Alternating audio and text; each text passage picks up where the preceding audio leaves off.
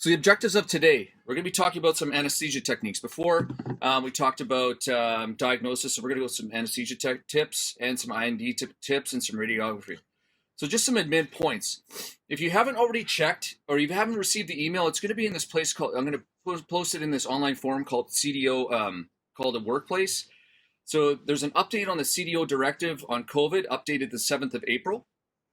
So if you haven't seen that, you can either email me or you'll get an access to it. Please complete the form in the chat. I've emailed it to you, and it updates the email list that I have because some people have been missing it. So update that. And there's also, if you want CE, if you need CE for this, go ahead and put that in there as well. And we're going to have access to this portal that we're going to talk about in a sec. So this is the CDO's interim directive. Sir, are you with us? See, I got another caller here. Colonel Brochu, you with us here? Check my email. Yes, make sure you unmute yourself. Colonel Brochu, there we go. Sir, is that you?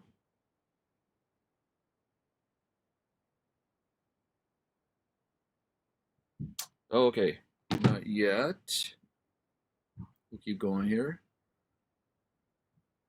Sharing. There we go. Sorry, we'll get back into here. So there are a number of changes since the first iteration on the 30th of March, and I'm not going to go into those. Briefly, this is kind of an overview of the patient triage and treatment algorithm. You can go ahead and take a look at that. And if you haven't seen this, this isn't included. We talked about this last week, and it's just kind of a pharmacotherapeutic algorithm that's really, really useful for times like these. So these videos, if you haven't seen them, they're on this YouTube place called Dental Corp Royale. It's kind of a mix between French and Dental Corp and other things. So you can review the webinar as well and all the adjunctive videos. So that's one place you can go. But what I've done is I've created another place called Using Workplace. And what it is, it's kind of like a Facebook place, but it doesn't share any personal information. It really, what I'm thinking about using it for, and I've tried it with a couple people, it's to put together where the webinars are, because then all the videos are. So we've got a bunch of videos in there that are adjunctive to this. But also I was thinking about using it for endo mentoring kind of online. We can do some live feeds of extracted teeth. I have a setup in my basement. I know it's crazy. So there's some endo mentoring, and then we have an online endo course that we've created. I'm not sure if you've seen it, if you've done it. If you haven't done it, I'm going to send you the link to get in here and you can access it. So really this is an intent, I know it's another platform, but it's really kind of a thing where you can go in and out and look for information about different endo stuff that we're doing in the Canadian Armed Forces. And this is the Endodontic Mentorship Online Endo course, and it's free. So we created it using this thing called Teachable, and it's going to walk you through essentially all the setups that you're going to need for this online course. And it walks you through using Wave 1 Gold. If you don't have Wave 1 Gold, you can use any type of thing. It's got a manual. There's a whole bunch of stuff in there. And it's got, you can see it there, it's got a procedural checklist. Essentially, it's going to walk you from A to Z using plastic teeth, and you can even use extracted teeth as well. So let me just check here. Sir, are you on with us? Let me check the participants. Oh, there we go. Sir, are you with us? Hi, Ashley. All right. Brochu. Yes, sir. The floor is yours. Thank you. Sorry about that. I tried several ways to connect, and the system did not allow me. Sorry about that. Apologize for that. So thanks again for giving me the opportunity to address the group. We received very well, very nice feedback from you guys about the first course. So looks like it's a positive experience for everybody, and I hope that this will continue with the other 3 sessions. So continue to provide us with your feedback. It's well received. Today, I wanted to touch on something that is probably a bit more sensitive, and it's the stress that COVID-19 situation is causing on you guys, and to the point that maybe some of you feel that stress when you're at the chair, and it may become to a point that some of us may have developed a fear of treating our patient, and this is normal. It's a normal reaction with what's going on right now. One thing I want to ensure is that you are aware that there's resources available to speak to peers. It's one option, but also you have the 1-800 employee assistance program that you can call and have totally confidential access to a provider that can help you to go through that. One person I'm listening to during these difficult times, it's the astronaut Chris Hadfield. And, that guy spent 6 months isolated in space. And if there's an environment where you constantly have your life in danger from the start of the mission up to the end, it's exactly that one. It's when you go to space. And one thing he's saying is that there's no such things as just crossing your fingers and believing that everything will go well and you'll be able to shoot from the hip when things happen. He's saying that preparedness is extremely important. And how do you prepare yourself? There's two ways.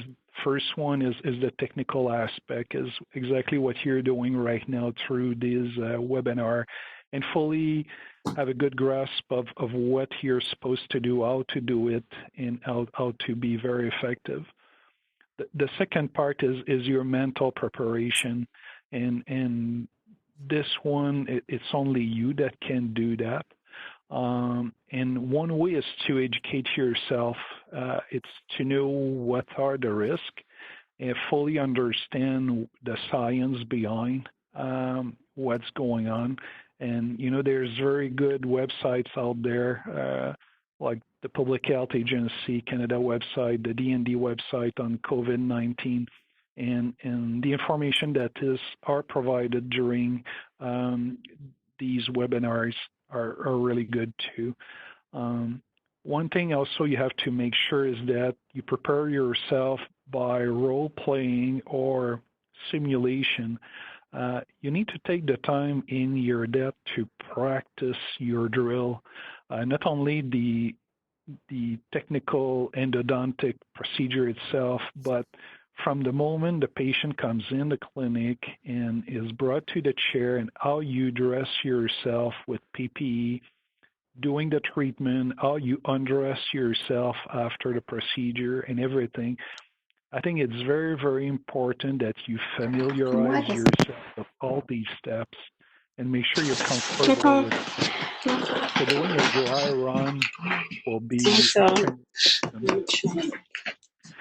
So there's risk involved, but as I said, also we have all the equipment and the PPE available to ensure that you're well protected and your family is well protected too. So if you have any questions about feeling uneasy or any concerns about treating patients, please reach out. Reach out to your peers. Reach out to your chain of command. And if you're not comfortable doing that, you can reach out outside and make sure that you can control that stress. You can rationalize that stress, and you can provide the best treatment possible to your patient. Sorry. So that's all I have for now. So again, thank you very much for your time. Thanks again to Ashley and Regan for doing these courses, and I'll wish you good luck for the rest of the course. let's get going here. Okay, so thank you so much for Colonel Brochu to join us. And if you have any questions, you can contact him or your chain of command, like you said. So we talked about, we have an online course that we created and it's free. There's a survey as well. And these are some, so just so you know, you're familiar, you're aware that we are reading your comments because it's just not going, it's actually just myself and Reagan. These are some of the comments about from last time. What are aspects of this webinar most useful and valuable? So I think the most important part was the picture of Major Mark. The second one, second question, how would you improve this webinar? So there was something about, there's a whole bunch of stuff. This one here, more cases with visual tips and quick treatments. We're going to talk about this at workplace because this stuff can be put on there versus a webinar so that they can be very detailed information, videos directed toward person. This one was important too, and we haven't changed that picture at all. She hasn't sent me one yet. So with that, I'm going to leave this up to Major Meadows. Thanks, Ash. Okay, go ahead to the next slide. Yeah. Okay, so I believe that Major Mark attached a bunch of videos to the initial meeting request to you all. And in it, it goes through what RIN kits we recommend. It also talks about doing shift shots. So I'm just going to do a quick review for you. We also touched on difficulty of cases last day as well. And Colonel Brochu has said also to make sure that you go in and have a plan in place before you actually are going in to see your patient. And that's one of the things that we stressed last day was to make sure you look at the common morphologies of the teeth, suspect that there always could be an extra canal. So what you see in front of you is the Canadian Association of Endodontists. This is their risk classification guidelines.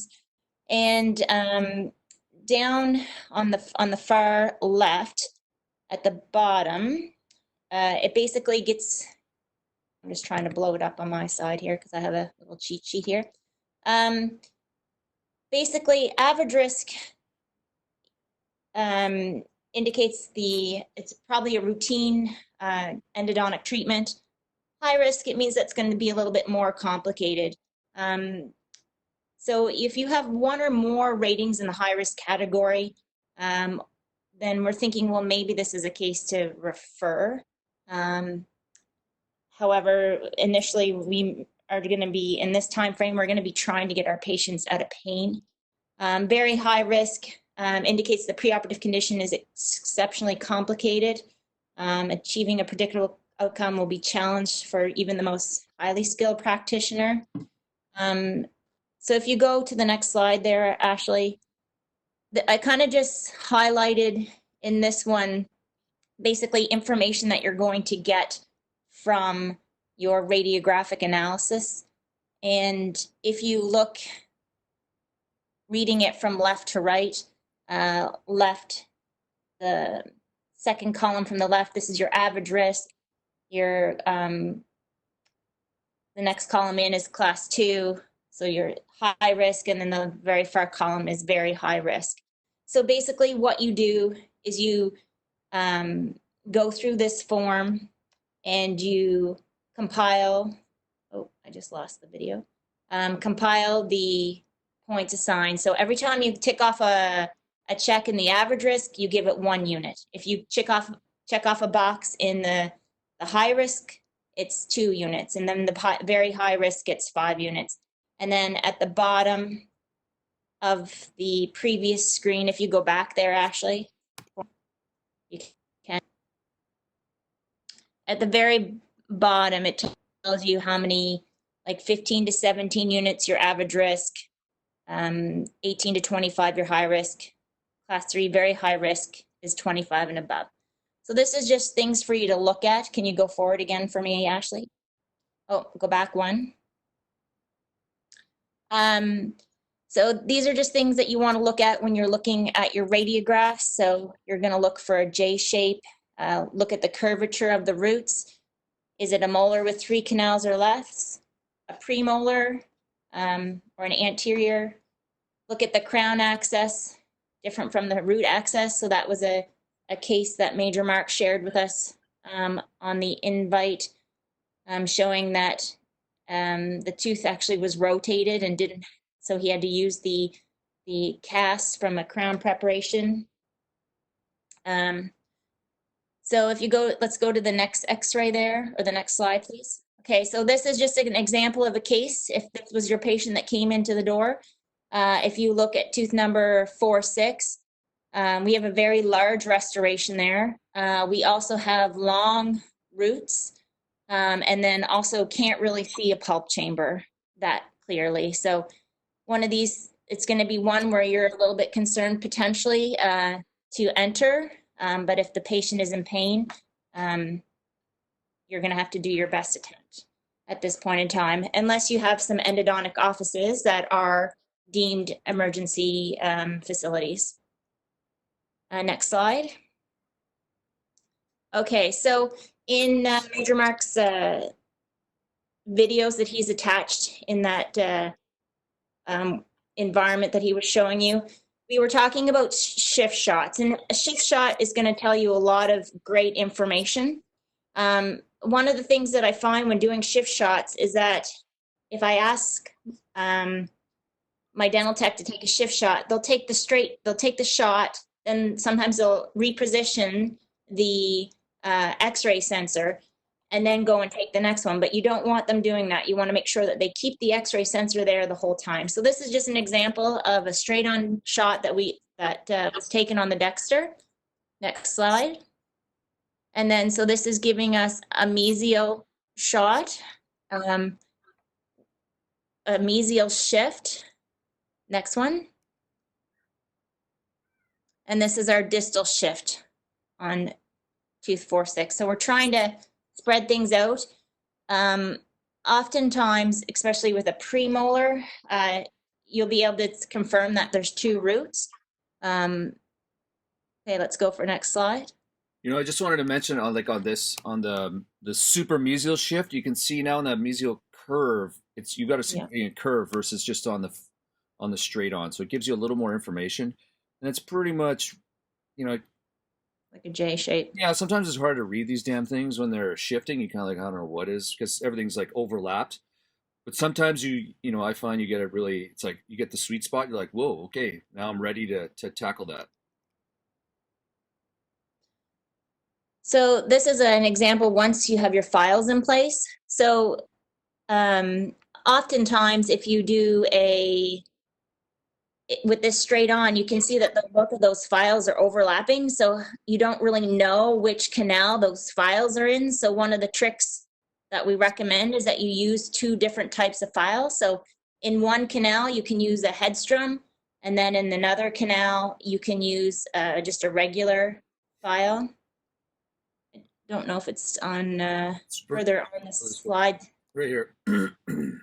Yeah, so you can see with the distal shift how this spreads the 2 files apart nicely. And then if you know that you put your headstrom file on the lingual, the mesial lingual, you'll get a true appreciation of where that file is located in the tooth. Can you just go back quickly? And then it's showing you how to take, the Dexter is just showing you just how to line up the x-ray head. And again, it's very key that your dental assistant, if they do the straight shot, don't let them take the sensor out. I know it's oftentimes people want to break, but you got to leave that sensor in place and then do your shift. You can go forward again, Ashley.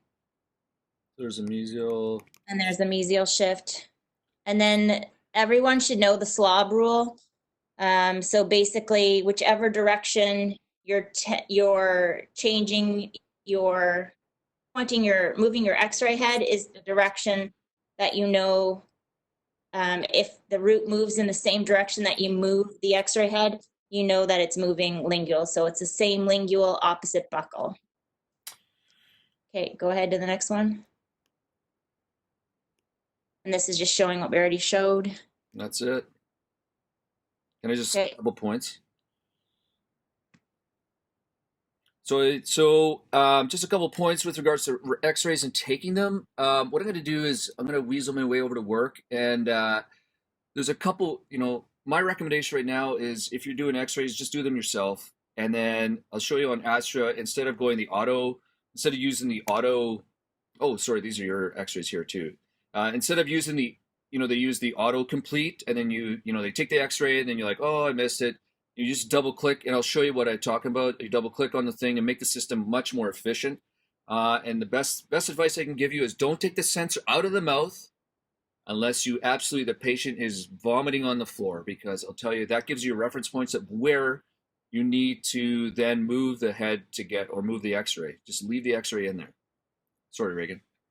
Oh, that's okay. So these X-rays were just to show you in a patient. So this is just a straight on radiograph. Go ahead, next one, Ashley.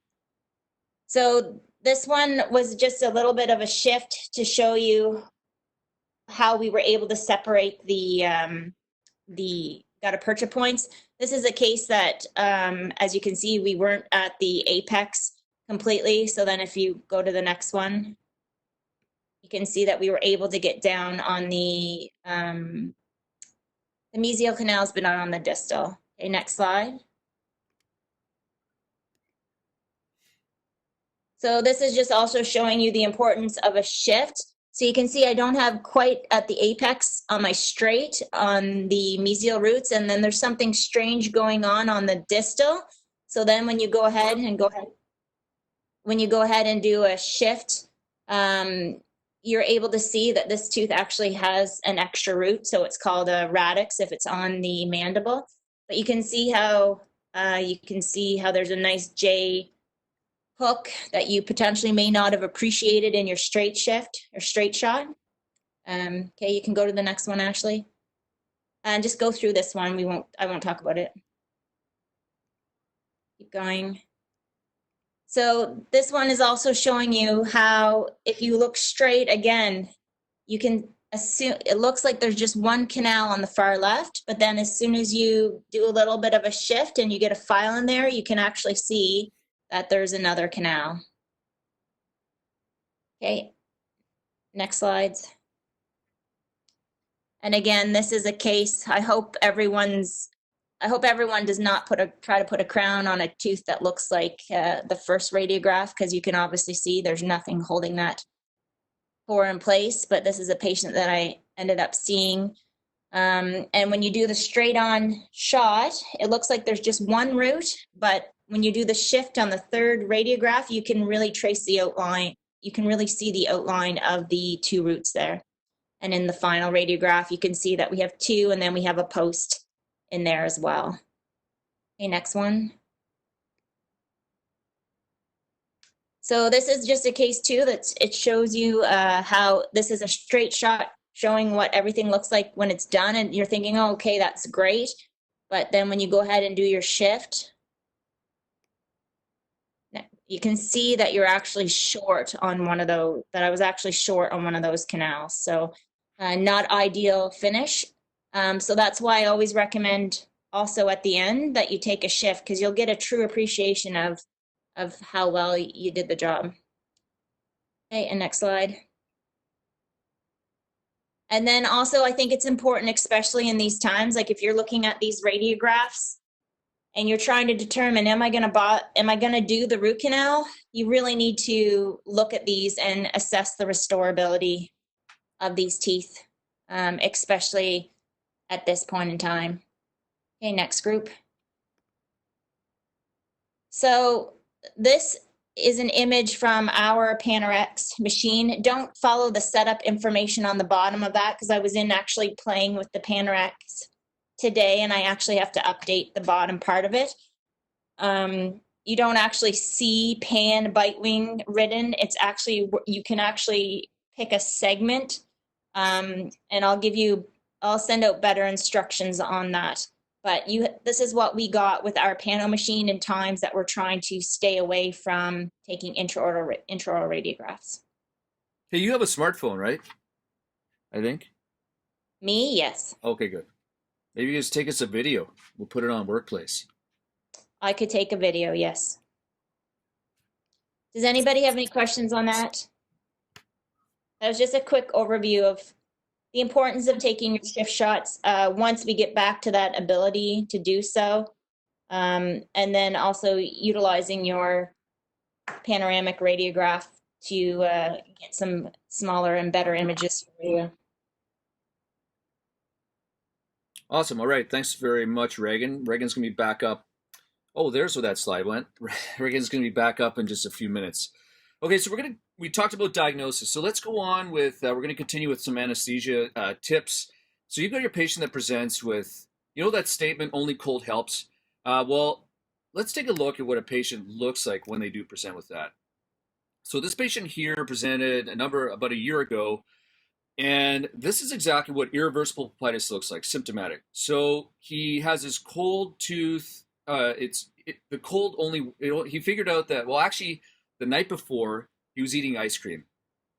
And he ate a whole bucket of ice cream, and he got sick of eating ice cream. So then he's like, okay, well, cold water can work. So then he started using cold water, and he has 2 bottles because that day he got sick of drinking water to calm his tooth. And then so he has 2 bottles, he drinks in one and spits in the other. So you can see there's a couple classic signs here. He's drinking the water, he's putting his head to the left to get the water to rinse on that tooth. It's tooth number 3-7 or tooth number 2-7. And at this point, I think it's really important for you to note that even though the patient may say, it's my upper left back tooth, it might actually not be that tooth. It might actually be the lower tooth. So it's critical to do when you do your endodontic testing. I know it seems really basic, but honestly, I've missed this before, is double check, especially in these cases, if it's the top or bottom because we've got referred pain. So when we're talking about anesthetizing mandibular, so when we really talk about anesthetizing symptomatic irreversible pulpitis patients, we all know, we've heard it over and over again, it's difficult to do to numb up your mandibular teeth. So here's an algorithm.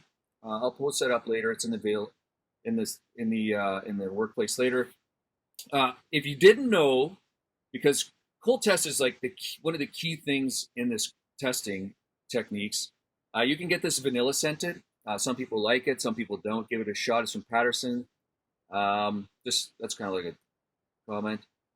So what we're going to do is in this workplace, if you haven't seen the videos talking about diagnosis, Major Meadows has her videos up there, and you can watch them because they talk about not only the diagnostic process, but also the EPT. So we're going to have those up there.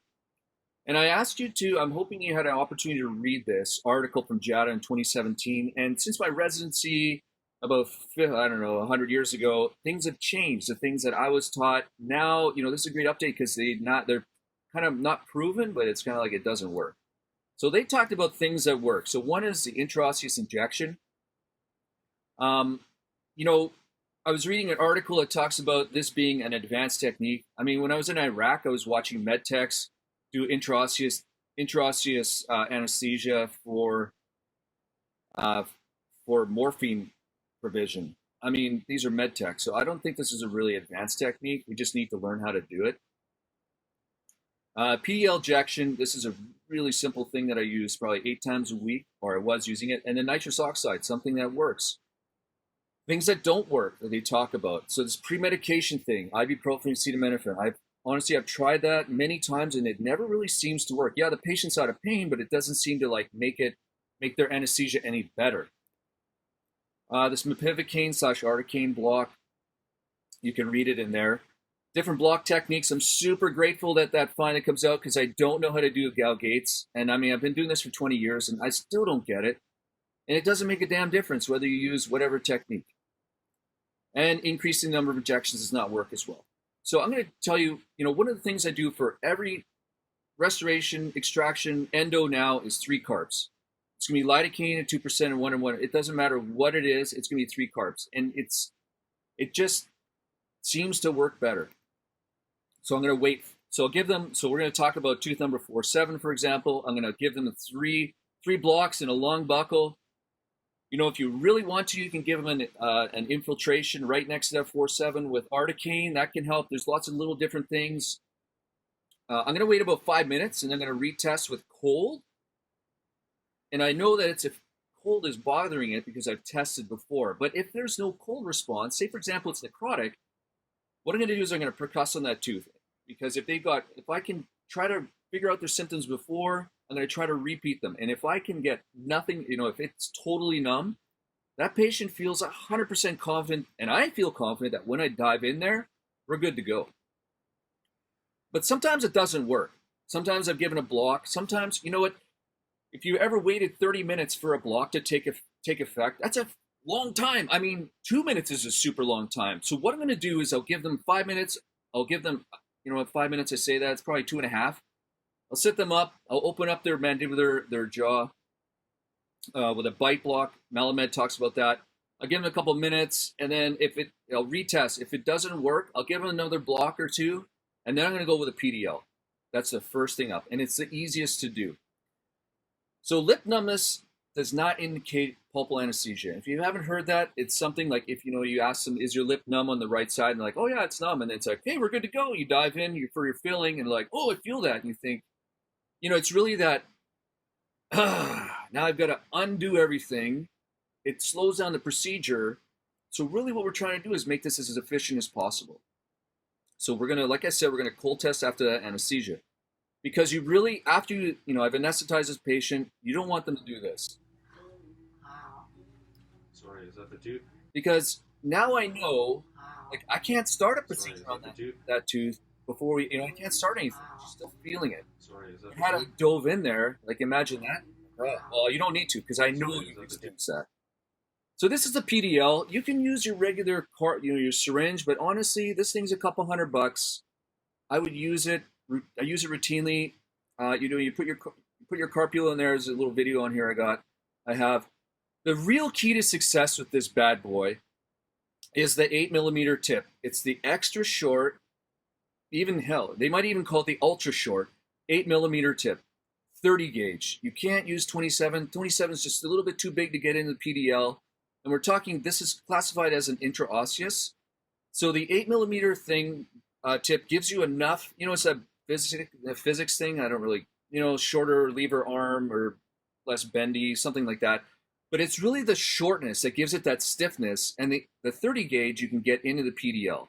So I'm going to play this video for you. If it doesn't play, this is an extraction, but it's going to talk over why we're extracting this tooth and how to use this PDL thing, and a couple things to watch out for. If the video doesn't play well for you, it'll be in the workplace so you can watch it in full resolution. Actually, it's in there already.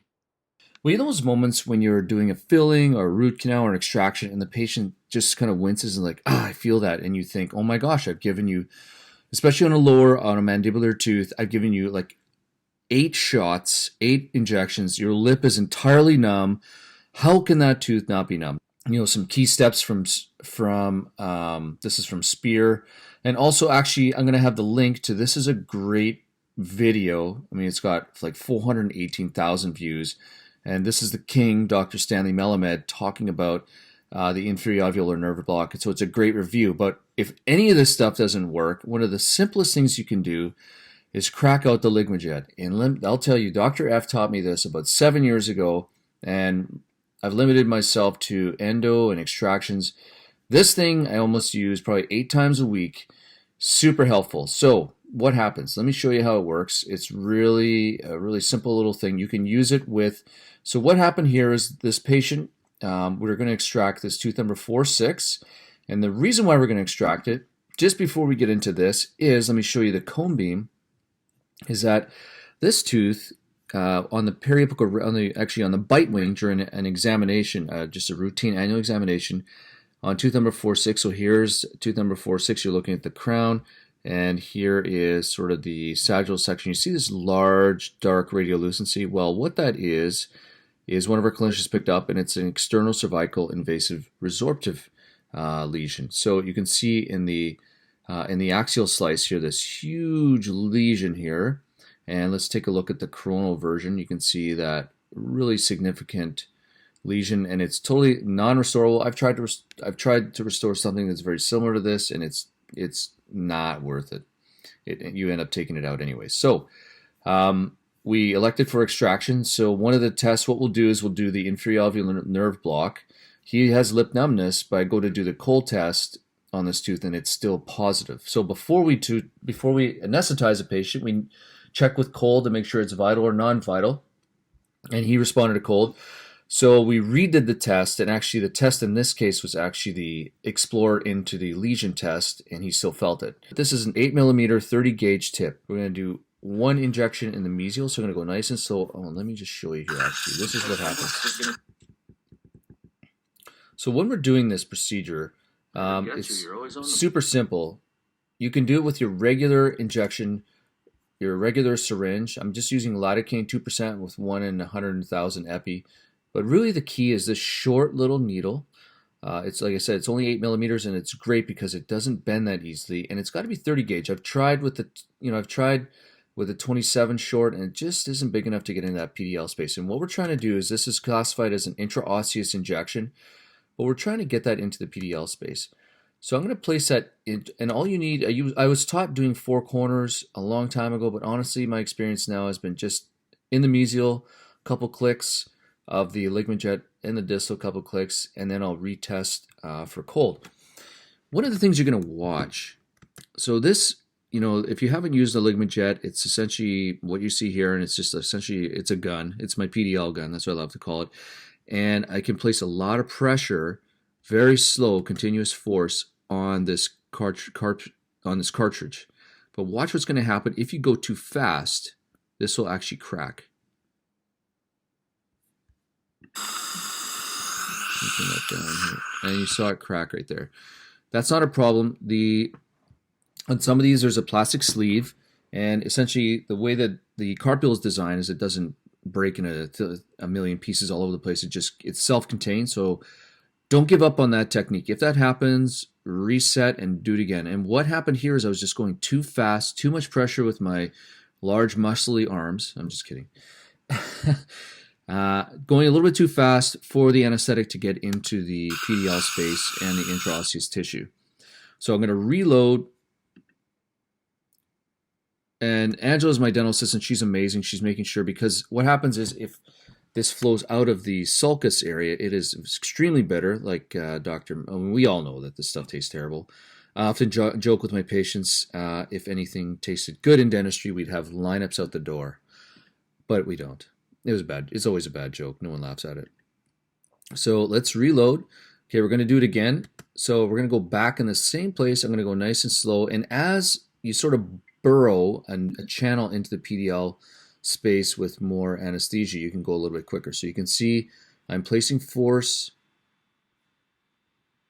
And you may ask, does that little tip break? I've been using this for 7 years. It hasn't broken. And I use it almost daily, this technique. And you can ask Angela.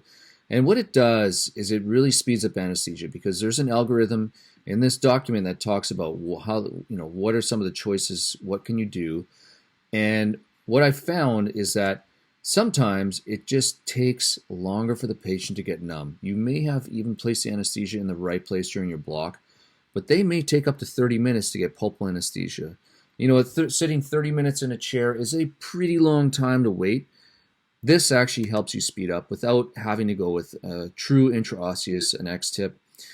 Using this technique with the regular syringe is a little more complicated because you got to place a lot of pressure. And the PDL gun, they're about a couple $100.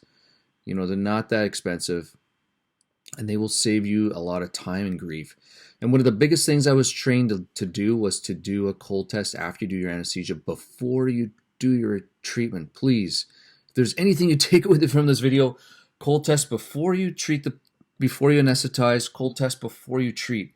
It will make such a big difference in your confidence and your patient's confidence that, at 98% of the time, they're ready to go and they've got pulpal anesthesia.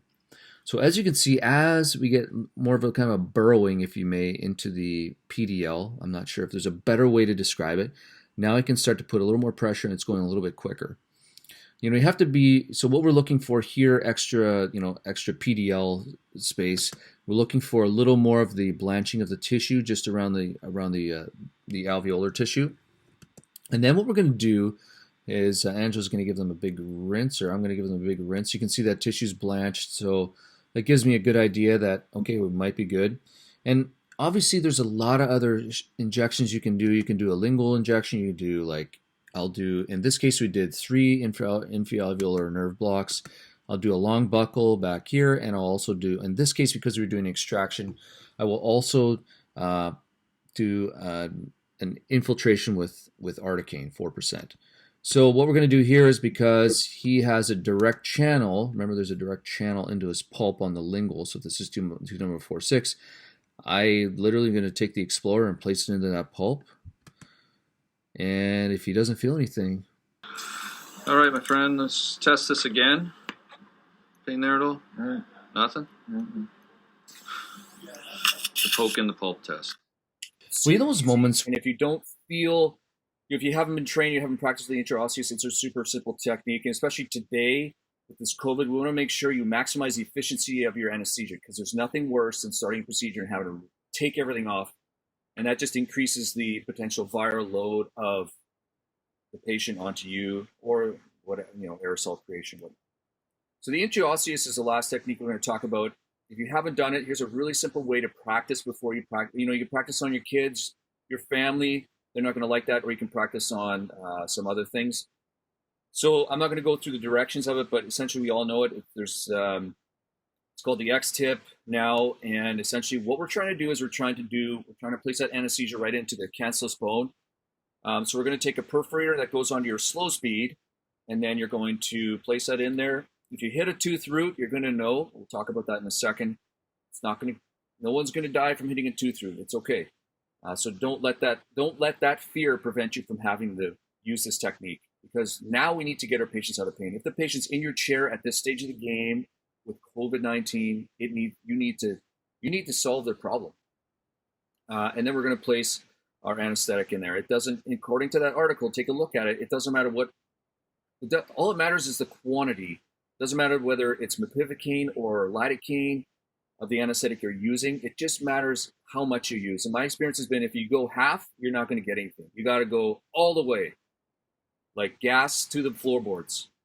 So if you haven't used if you have used it, take a look again at the instructions, because it does tell you the RPM it's supposed to run at. There's always things you relearn. So just to recap quickly before we move on, we're really talking about teeth with symptoms. So we're going to use the intraosseous. We've got our PDL, and then there's the nitrous oxide. So let's just take a look at what the X-tip is, because if you haven't used it, this will give you a little bit of an introduction, and then I'd ask you to actually go and practice it. Okay, so here's our X-tip, and let's just open up the package. So it's some Dentsply, and what you'll find in here is, this is just for the perforator. It comes in a package like this, and you open it up, and here we go. So you use this in a slow speed at 20,000 RPM, and one of the key things is that, just to make sure, and you're going to see Major Fernandez show this, is make sure that, you see how hard, you can't tell, but this is really hard to pull apart. So they should be separated. So just before you go to use it, make sure that you can get the perforator off, and so when you go to use it, it's easy to slide off. So we're doing some smoothies here to release the pressure in the X-tip glide path. Okay, so let's pick a piece here. I got some attached gingiva, which is what I want to go into. And I do want to go parallel to the long axis of the tooth. We want to make sure that when you take a look at the X-ray, the preoperative radiograph, that you have a sufficient intraradicular space between the teeth, because essentially that's what you're going for. So if this tooth, say for example, in this case, the tooth number 347 is the tooth in question that we can't get proper anesthesia with, the recommendation by the manufacturer is to go distal to the tooth, so it would be distal to the 47. But the problem is, my experience is that the buccal plate is so thick, along with the buccal shelf, that it's almost impossible to perforate through the cortical plate and get into that cancellous bone. So what I do, and I've had great success with this, is to go mesial to that tooth. And then if I'm going to go mesial, I'm going to make sure that, yes, there's sufficient intraradicular bone to make sure I'm perforating into cancellous bone. Now, if you hit a root, you're going to know you're going to hit a root because it won't progress. The root is tooth root is significantly more dense and tough, more difficult to perforate than cancellous bone. So in that case, we remove the perforator and start with a new one and place it in a different location. Don't quit, because the patient still needs to be treated. Take a dimple, I find my location, I mark it, I take this,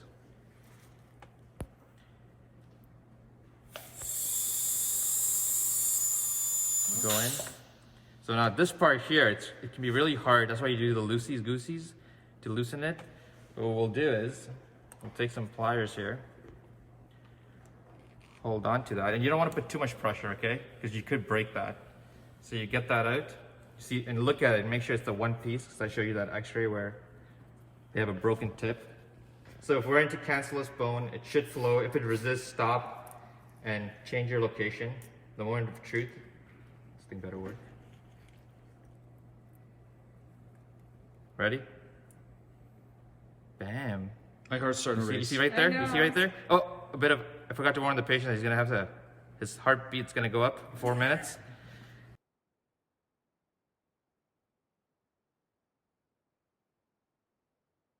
Okay, so that's essentially the injection. Now, the important points to note are that you can use any 27 gauge if you get needle, and if you get flow, if you see anesthetic flowing back out of the port, you probably haven't gotten right into the cancellous bone. So one of the things you can do, I've done before, I've sunk that, and it's like, oh, it's still flowing back. I'll take a short, not this ultra short, but just a regular short 27 gauge. I'll put it on there, and I'll try to perforate through that bone rather than having to take the whole thing apart.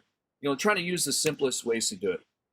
So another technique, and I often forget to do this myself, but is using nitrous oxide. It can be very helpful to try to get the patient, it's an effective way to get analgesia when we're trying to deal with these symptomatic teeth. So these silhouette, the point is that these silhouette low-profile nasal masks are incredible. I've been using them on kids for the last 7 years. They love them. I use them on adults. They're amazing. They're a bit expensive. So what we do, what Dr. F, he's this pedodontist I've been working for. What he does is they come in a little Ziploc bag, and we write the patient's name on it because they're probably coming back for some reason. And then we write the patient's name on it. We roll them back up and stuff it back in there and then disinfect everything. That way we're not wasting them, so we can reuse them for the same patient. And, it's critical to put eyewear on your patients because this is a patient safety incident waiting to happen, as we all know. All right, Major Meadows, you're up. Okay, next slide. Yes, ma'am.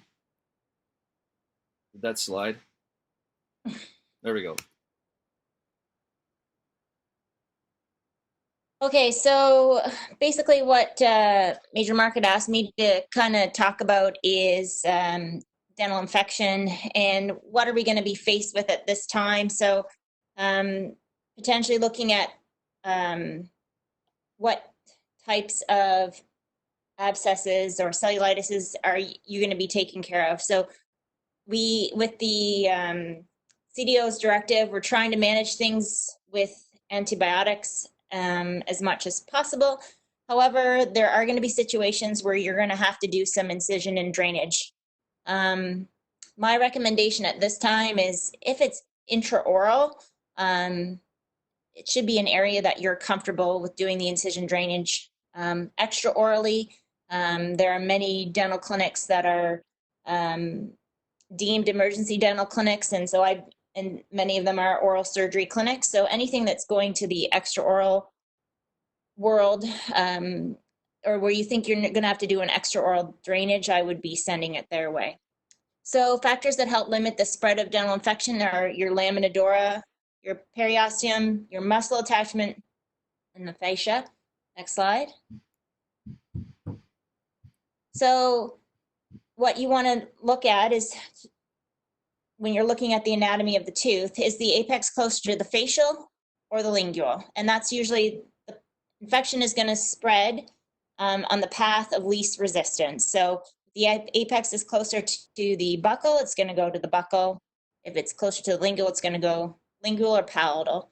So just maxillary, central, and lateral incisors. Centrals, the apices are closer to the buccal or labial. Laterals can be closer either way. So again, you're looking for swelling in either of those areas. Next slide. Mandibular, central, and lateral incisors, usually you're going to have your exudate perforating or your abscess going towards the buccal. And so down in that buccal vestibule is where you're going to be looking. Okay, go ahead. So the other key is, where does the exudate penetrate the cortical bone? So is it above or below the muscle attachment? And then you need to look at, where is the apex located in relation to the muscle attachment. So next slide. So this is a classic slide that you see in a lot of textbooks, and you're looking at where is the apex of the root. So if you look in the maxilla there on that molar or premolar, you're looking and seeing, okay, is the apex above the muscle attachment of the buccinator, or is it below? If it's below the buccinator, then you're going to get in a vestibular abscess. If it's above, you're going to go into the buccal space. Same on the mandible. Again, you're looking at where's the attachment, where's the apex in relation to the attachment of the buccinator again. So is it going to go into the buccal, the vestibular space, or back into the buccal space? Then if you're going lingually, you're looking at the attachment of the mylohyoid. So if it's above the attachment of the mylohyoid, you're going to be more in the sublingual space. If it's below the attachment of the mylohyoid, you're going to be more in the submandibular space. Ones that we didn't show were the canine space, the submental, and the mental space. But I think the most common abscesses that you're going to see where you're going to have to perform incision drainage are those that are going to turn up in the buccal vestibule or on the palate. I don't necessarily recommend going sublingual, only into the sublingual area. Just there's so many different blood vessels in that area. So if you don't know your anatomy well, you can be in trouble. Also on the palate, you just have to remember where your greater palatine artery, nerve, and vein come out, and the incisive canal. Next slide. So what does I&D achieve? Again, you're increasing the vascular flow, you're increasing your oxygenation. So again, like, you want to try to rinse that area, get the oxygen flowing so that you can decrease the amount of bacteria, get rid of your exudate. Okay, next slide. So this is just a diagram of an example of a vestibular abscess in the anterior maxilla. It's showing that, one, you have to anesthetize the patient. That's what the cotton tip applicator is doing initially. What it doesn't show in here is you want to just potentially aspirate as well to make sure it's not vascular in origin. And then there's a number of different ways that you can go ahead and do your incision and drainage. Some people like to go right where it's most fluctuant. I prefer to go more, in this picture, I would prefer to go a little bit more coronal so that I'm going against bone, so I know where the tip of my blade is going. Next slide. And then this is just going through placement of a Penrose drain for someone, because the purpose is to try to keep the wound from healing and to allow further drainage. So usually on the maxilla, I don't necessarily put a Penrose drain all the time, in that because you always have gravity. You could also encourage the patient to give the patient a monoject syringe to take home with them so that they continue to keep rinsing the area. On the mandible, though, that I do recommend putting a Penrose drain in, and a Penrose drain can be a little bit tricky to do. Major Mark has one of the videos that I have done for the endo course on incision and drainage, and it's on the workplace site, but it goes through placing a Penrose drain and how you can stabilize it very easily. So I do recommend you have a look at that if you have not placed a Penrose drain. This is just an example. You can see that this patient has a swelling on the lower, his lower right-hand side. A patient had a necrotic tooth and only one canal was found at initial treatment. And then, can you go next slide? This looks like it was Iraq. It was, yep. And so this is, I did put a Penrose drain in because there was so much swelling, and we did get quite a bit of drainage in that space, and then went back in through the tooth and found that other canal. So, This is just an example of it intraorally. You have to make sure you secure it to the soft tissue on both sides. So with at least two sutures, so that it doesn't flip out on you. So Reagan, during the endo course, we were asked a question. I've been asked this, and I've actually asked it as well. You've got a patient with a huge abscess, vestibular abscess. Do you do the endo first, or do you do the I&D first? What do you do? I always start with the endo and try to achieve drainage through the tooth. And then, but I usually, I shouldn't even say depending, almost always I will do an incision and drainage as well, because in my mind, the more that you can oxygenate that area, the more you can allow the area to have a further drainage of the exudate. I think it's beneficial. Okay, cool. So this is the video here. Why don't we, you're right. Well, let's put, it is on the Workplace platform. And if you, in the chat or email me, doesn't matter. What I'm gonna do is consolidate everyone's emails so you can go and watch this, because then we're up on an hour, and somebody had mentioned, keep it to the time. So if you check your chat, because there's a link to put your email and name and other stuff in there, and if you need a CE letter, so we'll put this video on there so you can watch it. She does a great job of talking about I&D. Do you have any other points about I&D there, Major Meadows? Not at this point. Okay, so next week what we're going to talk about is operatory setup. There's a couple questions about that, so we'll go briefly. I'm going to go and cut some. I have a bunch of videos about it. I'll find some good stuff about how to set up your operatory, really minimalist stuff.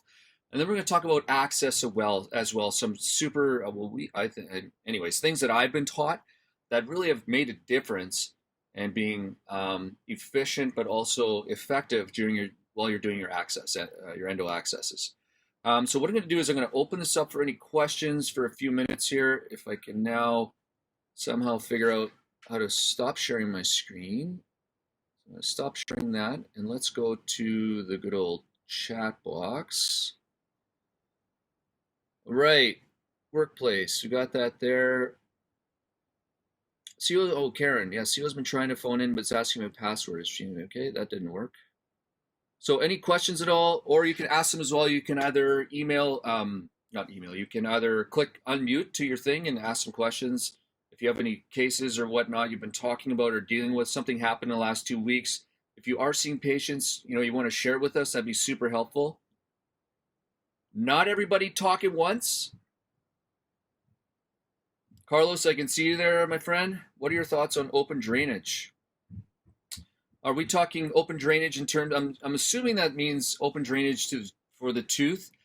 So I think the question really is, you do your endodontic access, the tooth is probably continuing to drain, and you can't stop the drainage. And you're wondering, do I leave the tooth open up to the oral, into the oral environment, or do I just, seal it off? And my experience has been, I think there's that 0.5% of the time that you're going to leave it open. But I would honestly, the first thing I'm going to do is I'm going to make sure that I take BC sealer tip to, yes, Kate? Can I use your camera? You can use my camera, yes. Sorry about that. You can grab it. She's going to bug me forever. So the first thing to do is to make sure that you've debrided it. So we talked about opening up to some sort of rotary file, opening that apex up or the apical constriction to like a 25 tip. Get as much, because it's like almost, I don't know if you've experienced this, you hand file it to a 10, 15. It's just not enough to get that flow of stuff. And then all of a sudden you get that magical size, and then boom, everything comes flowing out. So the first stage you'll do is get that, open it up, clean and shape, get that irrigated out. And if it still keeps it draining, whether it's, clear blood or sort of that separation pus, what I'll do is I'll take the BC sealer tip, and I'll put a post on there. I have a video of it. I just take the BC sealer tips, put it on my surgical suction or any type of little micro tip, and put it into that canal and let it kind of suction it out for a little bit.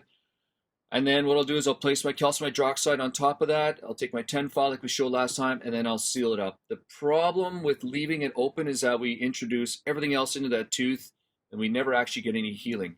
Now, I think the only time I would do that is if the patient calls in a week and is, I don't even know if there's a time, to be honest. If the patient was still in a lot of pain, I get them back, reopen it up, irrigate. I don't know if there's not any articles that suggest one's better than the other, but I think in terms of just theoretically thinking it out, is that keeping it cleansed, keeping all the oral environment, whether it's food, tobacco, alcohol, marijuana, all those other things that people are putting in their mouths to going down that root canal system, I think we're just asking for failure. But, I'm not the 100%, and there's cases that don't work according to plan. So I hope that asks. Let's talk about it after. I've had just to throw in, I've had a case where I probably had about 5 cases where in my career that I've had to leave open because they have not stopped draining. And I've done an incision and drainage, and I've done the non-surgical root canal therapy for a pulpectomy, and it won't stop draining. So I've had to leave it open. And I haven't done it for an extended period of time. It's just usually a day, and then I bring them back in and then re-clean things out. That's just my 2 cents. When did you bring them back, Reagan? The next day. Oh, next day, okay. Yeah. Okay, so the next question is, did you ever use a myelohyoid injection to supplement mandibular anesthesia? Absolutely, I've used that before. I don't use it routinely, but honestly, man, Nathan, I think we went down to Fort Drum, Fort Drum. I think you've been practicing for a couple of years. When you've been doing it, I think my point is you'll try anything at some point to get anesthesia. I'll be honest. There is some discussion, and what I would honestly do is, if you have had injection, if you've had success, share that with the rest of us, because I don't do it routinely, but I have used it. I've seen Stephen Buchanan talk about it. I find that with the intraosseous and the PDL, I just go bang. But you can add that to your armamentarium, absolutely. And in the workplace, when you get in, if you have a couple cases that you've used it successfully, maybe we'll add it. Maybe I'll add it to my armamentarium. I hope that answers your question. What about mixing calcium hydroxide with tetracycline powder? I'll get back to you on that one. That's a great question. I'll have to look at the literature. I haven't done anything about that. One might cancel out the other in terms of pH. I'm not sure. Do you know anything about that, Reagan? What is the question? It says, what about mixing calcium hydroxide with tetracycline powder? I know that there's an endodontist here in Halifax that'll use that in patients that have had they've done the non-surgical root canal therapy, and the patients are still showing residual pain. I haven't read any articles on it, so I can't really give my an educational response on it. Educated response, I guess, is the best way to say it. Something we can look up, though. Yeah, I'm going to look that up. There's another question about very similarly. I haven't heard anybody talk about that before, but in terms of these million webinars that are going on Facebook. And same with the tetracycline and saline water. I'm going to get back to you, and I'll give you a great answer. I'll try to give you an answer on that. Next question from Mr. Lucas Smith, who's in Captain Smith. He just graduated. He's in Ottawa with us. A little bit about his history. He was a real estate agent and a hygienist, and now he's a dental officer. So he's got a question about endovac and vapor lock. Does the evidence show that the endovac gives better outcomes? That's a great question, and actually we'll add to that the next. If you haven't used endovac, you can purchase it. It's just it's called a negative pressure system. I mean, it's been out for a long time. I tried using it for a little bit. It's very cumbersome, especially in our military clinics when our dental assistants, if you're an endodontist, this is what I'm going to say. If you're an endodontist doing this 100 times a day, and your setup is essentially the same thing over and over and over and over and over again, these little toys, your dental assistants get really used to understanding how they work, but more importantly, what to sterilize and what to throw out and what to order. So it's all catalog, It's that same thing. In our general practice, everything goes out the window. Unless it's like restorative, anything out of the window of restorative, whether it's surgery, kind of, and endo especially. It's like, you can add that to your armamentarium, absolutely, but just you're going to have to train your dental assistant effectively and know how to use it yourself and clean it. Now, so that's my one point on that. And then there's the gentle wave from Sonocare, for Somno, I can't remember. So gentle wave, essentially another slightly negative pressure system where it's using ultrasonic and sonic waves to cleanse a tooth. I'm sure you've all seen it. It's $80,000 to $100,000. The question really is, does evidence show that any of these things make a difference? And I don't think there's articles out there, randomized clinical studies that discuss specifically that aren't influenced by the company themselves, because that's an important thing, that increases the outcomes. Now, you can say, does that make a difference? Yes. But what about patient safety? Now, the problem is, and I've had sodium hypochlorite accident before. I've actually had 2 of them. And they're not something you want to go through, and then I ask myself, why do I like doing endo? Because those are some of the outcomes. So let's just go to patient safety, because we're using a positive pressure. So you got to really be careful about how long where the position of that needle tip is and how much pressure you're doing. That's critical. Trust me, from somebody who's been there and had to manage patients with these things. You got to be very careful. Now, when you're using so that's positive pressure, you're putting positive pressure on your syringe, and your sodium hypochlorite goes out, out the end. And if you're like me, you're a little chicken to go they always say, place the tip 1 millimeter or almost at the constriction. I mean, to me, that I'm terrified of doing that. So I'm going to keep it a couple millimeters back. I'm going to make sure that's not binding. I'm going to move it around. With the negative pressure now, you don't have to worry about the positive, you influencing how far the sodium hypochlorite goes out into the tissues, if it does. It's more just using vacuum to suck it up. So I'm going to caveat the outcome discussion with, perhaps it's better for patient safety incidents, because then you're decreasing, that positive pressure to have that sodium hypochlorite incident. So I think if you look at it from that perspective, yeah, absolutely. And there are a couple more products on the way out, on the way that might be simpler. I had a webinar with Dr. Ali Nasseh. He answered a bunch of questions. I could put that on Workplace as well. And he was talking about, he's coming up with one that's a little bit simpler than the Endovac, that is negative pressure. So, try it, get it ordered for your clinics, learn how to use it yourself. And if you find it effective, that's great, because it'll decrease our patient safety incidents. I hope that answers your question. You're welcome. Any other points? If you have seen any patients right now in your clinic, I'd really appreciate it if you could speak up. Just unclick your mute and let us know what the experience is. What do you feel? How are you feeling? And what you did.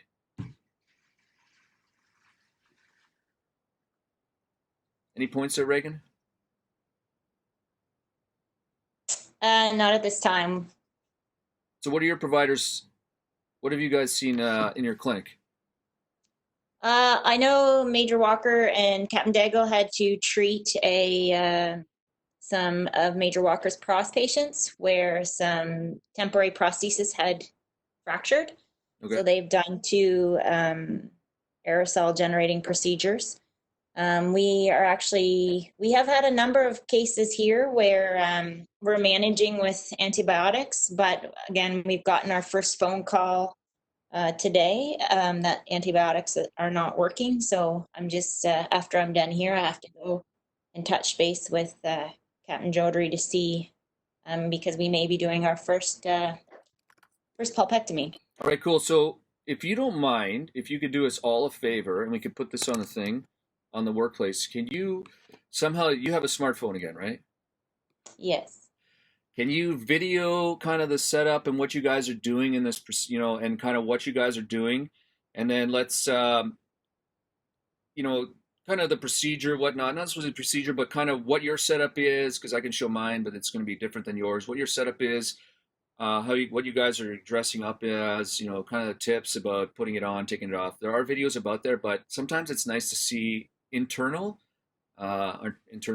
military family. And then let's just, if you want to walk through that case, we can put it on Workplace as well. We don't have to do a a webinar about it, but we can put it so what the situation is, so the rest of us can learn from your incredible expertise. Yeah. We'll look at doing that. One of the things that Major Walker came as a suggestion for their patients last week was have someone, when you're treating the patient, have your cell phone in the room in a plastic bag. That way, if you ended up forgetting something, it potentially could get slid into the room somehow. And then the other thing that came out of that was that we're getting ready to develop some checklists on like setup. So to make sure, okay, if someone's temporary breaks, these are all the things that you need to have out. If you're doing an emergency pulpectomy, these are all the things you need to have out. So just between myself and the DA and the other DO that's here, we're going to try to do that so that you have that checklist, so that you're not forgetting something. Same with surgery. Make sure you have all your gear so that you don't forget anything. I think that's the key, is like make sure before you bring the patient in, you go through the procedure in your brain and out loud to make sure you're not forgetting something. Awesome. So this is going to be my this is my plug for. I'm going to invite everyone on here once you put your email in here to be able to participate in that, to see what Major Meadows is, how the case goes and what she does. And now the pressure is on her to actually do something and not just I know, not just do pharmacotherapy for the next 12 months. It's like, okay, we got to take into consideration the risk, the patient, the history. And then so sign up in the chat, put your email in there, and then we'll invite you into it. And then we can all discuss this case and not have to do it at this webinar. So I don't see any more questions. Reagan, do you have any last points? No. It's really great to see everybody. I got a whole bunch of names here. We got, Mary McDonald, Chin. I think even Margaret Couples is on here. We got a whole bunch of Nathans. It's great to see everybody as part of this community. And we look forward to seeing you next week when we do the same thing. So please fill out the Google form. Email me with your email, or just, if you have any questions, just let us know any points. And don't forget to fill out the evaluation as well. So until next week, we'll talk to you soon. Take care.